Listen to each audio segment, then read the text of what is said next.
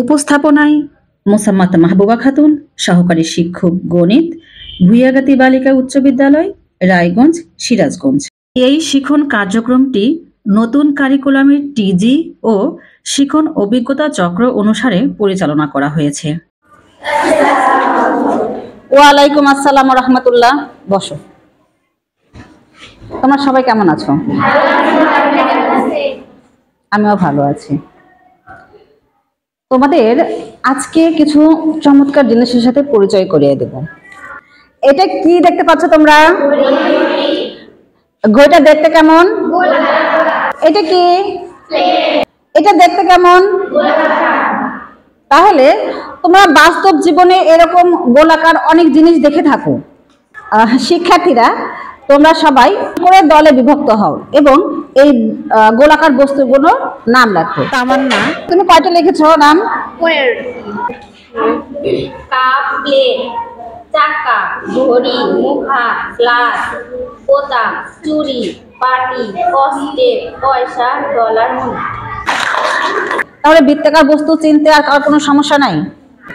তাহলে এখন তোমরা এই বৃত্তের কেন্দ্রটা কি করে বের করবে?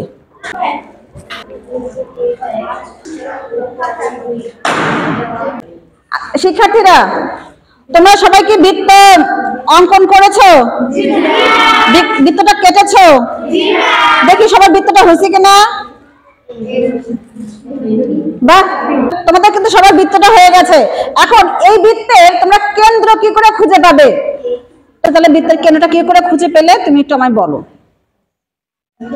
বৃত্তকে প্রথমে এক ভাঁজ ও পরে 2 ভাঁজ দেওয়ার পর বৃত্তের কেন্দ্র উৎপন্ন হয়েছে। ওয়াও, দেখো যে পাখি দেখো বৃত্তের কেন্দ্র পেয়ে গেছে। দেখেছো সবাই? তাহলে বৃত্তের কেন্দ্র কোথায় থাকে? অনন্যা, তুমি বৃত্তের কেন্দ্র খুঁজে পেয়েছো? বৃত্তের কেন্দ্র কোথায় আছে? তোমাদের সাথে একটি মজার খেলা খেলবো। তোমরা প্রস্তুত? সামনে তোমাদের মধ্যে থেকে 3 জন চলে আসো। তোমরা এই প্লেটটি আঙ্গুলের মাথায় রাখো। দেখি কে কতক্ষণ রাখতে পারে। 3 জনের হাতে কিন্তু প্লেটটি সুন্দরভাবে আছে। প্লেটটা কি পড়ে গেছে? না। আঙ্গুলের উপর যে তারা প্লেটটি রাখতে পেরেছে, তারা কেন রাখতে পারলো তোমরা কি সেটা জানো? তাই বা তুমি বলো যে তারা আঙ্গুলের উপরে প্লেটটি কি করে সোজা রাখতে পারতেছে? বস্তুর ভারসাম্য বজায় রাখার জন্য কেন্দ্র বরাবর আঙুল রাখলে প্লেটটি পড়ে যাবে না। সুন্দর বলেছে, থ্যাংক ইউ। তাহলে ওরা কি কেন্দ্র খুঁজে পেয়েছে?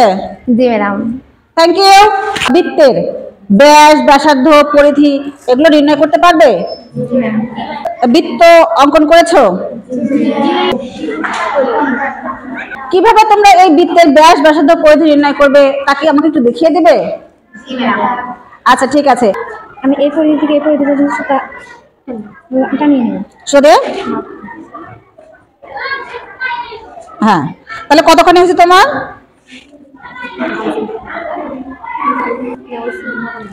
12 সেন্টিমিটার। 12 সেন্টিমিটার। এটা কি তুমি বের করলে? ব্যাস। ব্যাস। তাহলে বৃত্তের ব্যাসার্ধ কত? 6 সেন্টিমিটার।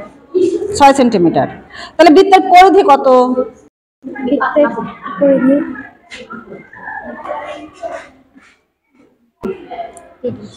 মরিয়ম, তুমি তোমার বৃত্তের পরিমাপ করেছো? জি ম্যাম।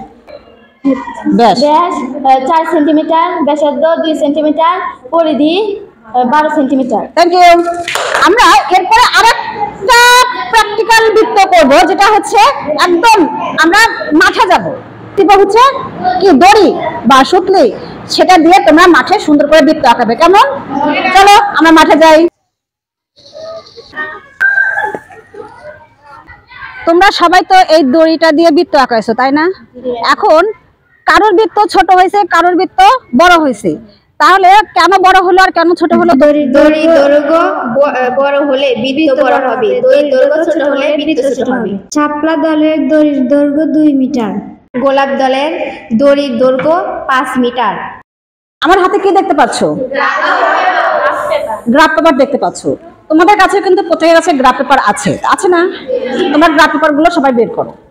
আচ্ছা, এখন এই প্রত্যেকে তোমরা দুজন দুজন করে কি জোড়া হও, দুজন দুজন করে তোমরা প্রত্যেকে দল গঠন করো, দুজন মিলে কিন্তু বৃত্ত অঙ্কন করবা এই গ্রাফ পেপারে, কিন্তু ভিন্ন ভিন্ন কি ব্যাসার্ধের। তাহলে কি এই যে বৃত্ত অঙ্কন করার পরে ক্ষুদ্রতম বর্গগুলো গণনা করে তোমরা ক্ষেত্রফল নির্ণয় করবা, মানে আনুমানিক ক্ষেত্রফল কত আসে সেটাই নির্ণয় করবা সবাই। তাহলে সবাই কি তোমাদের এই গ্রাফ পেপারে বৃত্ত অঙ্কন করো। এখন প্রত্যেকে কি কাগজে 2টা করে বৃত্ত অঙ্কন করেছো? তোমরা দুজন। আচ্ছা আয়েশা, কত সেন্টিমিটার ব্যাসার্ধের বৃত্ত অঙ্কন করেছো? 2 সেন্টিমিটার বৃত্তের। তাহলে এই যে 2 সেন্টিমিটার যে বৃত্তের ব্যাসার্ধ অঙ্কন করলে, তাহলে কত তোমার মানে ক্ষেত্রফল কত আসছে, আনুমানিক ক্ষেত্রফল কত আসছে? 20.5 বর্গ সেন্টিমিটার। তুমি কি তোমার খাতায় এটা লিখেছো? দেখি তোমরা দলে কজন ছিলে? তোমরা 2জন। আচ্ছা দুজন দেখি, তুমি কত সেন্টিমিটার ব্যাসার্ধের বৃত্ত অঙ্কন করেছিলে? তুমি 5 সেন্টিমিটার। তাহলে এই আনুমানিক ক্ষেত্রফল কত আসছে তোমাদের? 78.5 বর্গ সেন্টিমিটার। 78.5 বর্গ সেন্টিমিটার। আর তোমার কত আসছে? 28.26 বর্গ সেন্টিমিটার।